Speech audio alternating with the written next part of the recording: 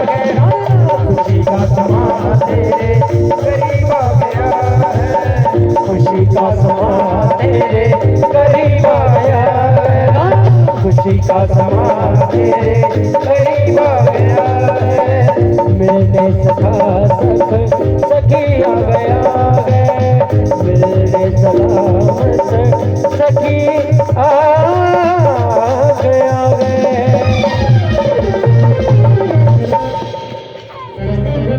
वाहं दरिद्रा पापियान क्व कृष्णा श्रीनिकेतनः ब्रह्मबन्धुरिति स्माहं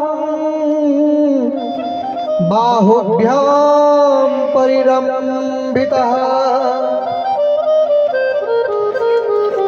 जब श्री कृष्ण भगवान ने इतना अच्छा स्वागत किया, इस प्रकार से रात्रि में लेटे लेटे विचार क्या आया कि मैं कहा अत्यंत पापी दरिद्र और कहा लक्ष्मी के एकमात्र आश्रय श्री साक्षात श्री कृष्ण भगवान है, परंतु उन्होंने ये ब्राह्मण है ऐसा समझकर मुझे अपने हृदय से लगा लिया, अपनी बाजुओं में बांध लिया कि ये ब्राह्मण है।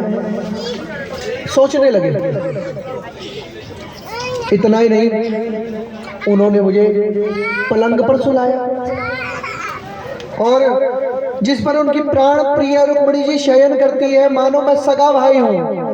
कहां तक कहूं, मैं थका हुआ था और स्वयं उनकी पटरानी रुक्मिणी ने स्वयं मेरे ऊपर जो है चवर चलाना शुरू कर दिया। देवताओं के भी आराध्य होकर ब्राह्मणों को अपना इष्ट मानने वाले मेरी अत्यंत सेवा शुश्रूषा की, देवताओं के समान मेरा पूजन किया। स्वर्ग मोक्ष पृथ्वी रसातल की संपत्ति और समस्त योगियों की प्राप्ति का मूल तो एकमात्र वही श्री कृष्ण भगवान की चरणों की धूल है, उनकी सेवा है, उनका पूजन है। उन्होंने मेरे को ऐसा सम्मान दिया, ऐसा मान दिया।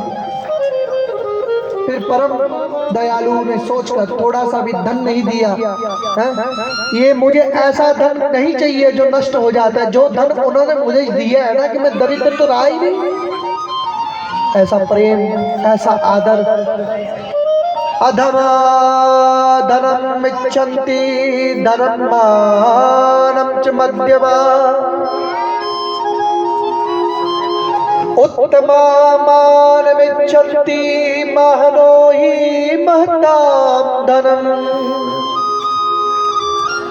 अरे श्रेष्ठ ब्राह्मण तो वही होता है जिसने धन को नहीं चाहा, सम्मान को नहीं चाहा। दोनों में से अगर चुनाव किया तो सिर्फ सम्मान को चाहा। कई लोग धन और सम्मान दोनों चाहते हैं, कई लोग धन चाहते हैं, कई लोग दोनों ही नहीं चाहते, सिर्फ सम्मान। कि धन भी कहते हैं, धन भी चाहिए और सम्मान भी चाहिए। वो कहते हैं मुझे सिर्फ सम्मान चाहिए। वो आज मुझे मिला। जिस चीज की इच्छा मैं करता हूं वही मुझे मिला। तो मैं दरिद्र कहाँ रहा? जिनकी सेवा, जिनकी बड़ी बड़ी उपासना करके लोग तब जाके सानिध्य पाते हैं, मुझे तो सहज मिल गया। उनके बिस्तर पे सोया हूँ, साक्षात लक्ष्मी स्वरूपा उनकी धर्मपत्नी मेरे को चवर चुरा रही है। ऐसे विचार करते हैं और अगले दिन मन बनाया कि अब यहाँ से निकलना है। क्योंकि कितने दिन किसी के घर में कितने दिन मटर पनीर खाओगे। मन में ये आया कि भैया अब निकलता हूँ। बाद में वही खाना है जैसे खाता आया हूँ, यहाँ का आनंद ले लिया। और मेरे बच्चे, मेरी बीवी ऐसे बिना प्यास बिना भूख के घर में है और मैं यहाँ आनंद मना रहा हूँ। घर गृहस्थी ऐसी होती है। आदमी घर से बाहर निकलता तो यही तो सोचता है कि मैं कमा रहा हूँ, किस लिए कमा रहा हूँ? अपने परिवार के लिए, अपने बच्चों के लिए। तो मन चलता मन ही मन विचार करते करते ब्राह्मण देवता अपने घर पहुंच गए। और क्या देखते हैं? सूर्यां लेन्दु संकाशे विमाने सर्वतो विषम। अरे क्या देखते हैं कि यहाँ सूर्य अग्नि चंद्रमा के समान तेजस्वी रत्नों से बना हुआ महल जो है खड़ा हो गया, जहाँ उनका कभी एक झुग्गी झोपड़ी थी। उन्हें ये लगा कि मैं कहाँ आ गया, मैं घर का रास्ता भूल तो नहीं गया। उन्हें लगा कि मैं शायद भटक गया हूं। और देखते देखते क्या देखते हैं, यहाँ बगीचे बन गए, यहाँ ऐसा बन गया, सब कुछ। और जैसे ये सोचने लगे कि मैं ये क्या देख रहा हूँ, किसका स्थान है, ये वही स्थान है जहाँ मैं रहता था।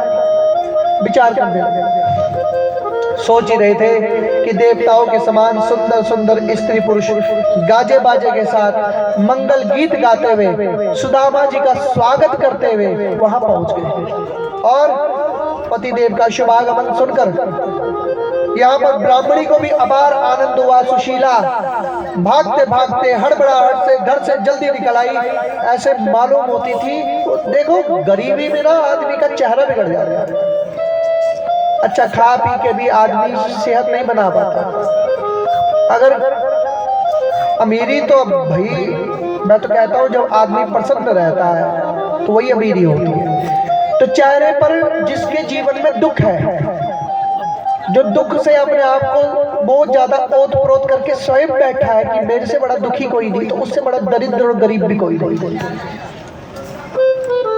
सुख तो वही है। अब इसी सुख की कल्पना आगे जाके दत्तात्रेय जी 24 गुरु, इनके जैसा स्वभाव अगर जीवन में आ जाए तो परम सुखी परम अमीर। फक्कड़ आदमी अपने आप में क्या होता है, मैंने कहा ना कुंभ में ऐसे ऐसे साधु भी हैं जो नोट जला जला कर चाय पीते हैं, लकड़ी नहीं नोट। बड़े बिरले साधु आते हैं, कहां से आते हैं कौन जानता है। जब इस प्रकार से देखा तो अपनी पत्नी को देखकर पहले तो पहचाने नहीं, सामने खड़ी हो गई। स्वरूप कैसा स्वरूप था।